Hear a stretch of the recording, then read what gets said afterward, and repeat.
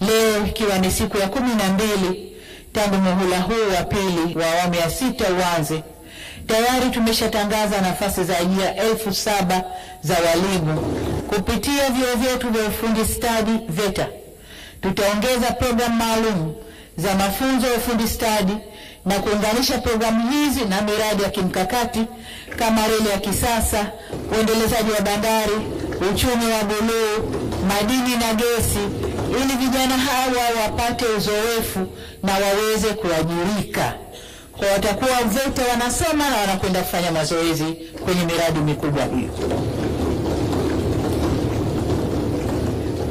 Serikali itaanzisha kanda za kuendeleza ujuzi zitakazowezesha vijana kupata ujuzi unaohitajika katika makampuni ya sekta binafsi na kuangalia uwezekano wa kutoa vivutio maalum kwa makampuni yatakayotoa nafasi nyingi za ajira kwa vijana.